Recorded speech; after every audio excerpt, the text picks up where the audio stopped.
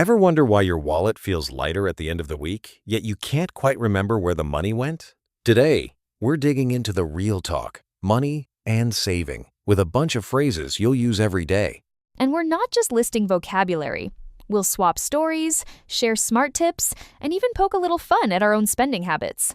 By the end, you'll sound more confident talking about money in English and maybe even manage your budget better. Here's what's coming up. We'll cover how to talk about earning, spending, and saving. Explain handy phrases like on a budget and broke. Give practical tips for saving. And share some fun idioms while we're at it. So stick around whether you want to chat with friends about expenses or just sound more natural when saying, sorry, can't afford it. Ready to get started? Let's jump in. Sarah, be honest. How well have you been saving money lately? Because my own wallet's been working overtime at the shops. I totally get that. Last week, I promised myself to save, but then an online sale popped up. Still, I try to pay myself first, so each payday, I put some money into savings before anything else. Makes it harder to overspend. That sounds way more organized than my hide the card in the freezer strategy. Maybe I should try your system instead of just dodging temptation. It's not perfect, but having a budget really helps. Like, I have a $200 budget for groceries. Planning ahead keeps me from spending too much, or at least helps me catch myself before things get out of hand. Talking about money comes up all the time. For example, I might say, I'm saving up for a new phone, or I can't afford to eat out every weekend. Exactly. And if I'm on a tight budget, I'll tell my friends, sorry, I need to save money this month. Or if something's not worth it, I'll just say, nope, that's not worth the price.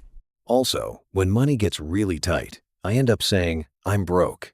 It's such a common way to let people know you're out of cash. And sometimes we joke, I'm so broke I can't even pay attention. The lighthearted side of being skint, I guess. It's funny how we try to balance saving and spending. Like, sometimes I'll say, I need to cut back on takeaway, but then splurge on a gadget because it's a good deal. Finding that balance is tough.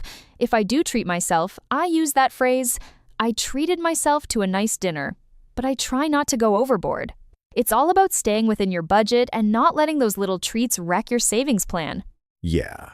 And if something's way too expensive, that idiom, costs an arm and a leg, comes out.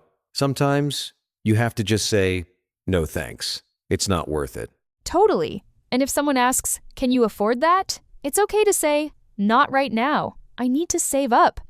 Owning your limits can actually feel pretty empowering. Budgeting.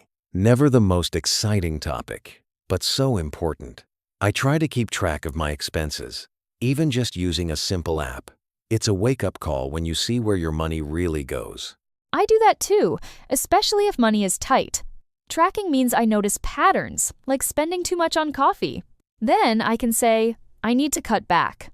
And if I do borrow money, I make sure to say, I'll pay you back next week. Debt is another big one.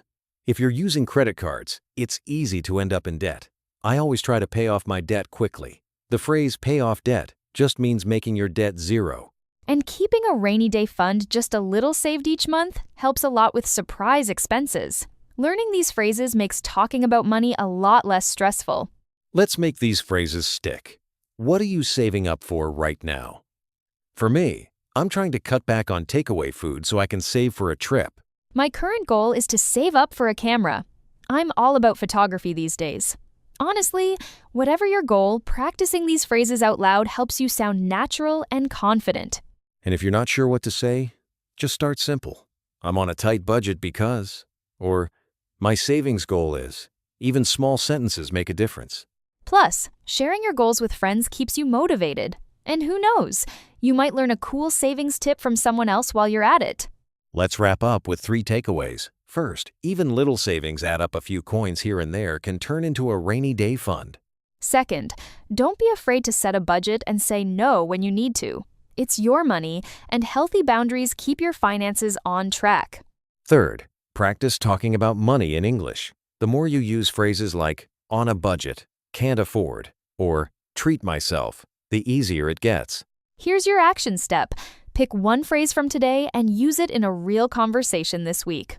Try, I'm saving up for, or that's not worth it. You'll boost your English and your money confidence.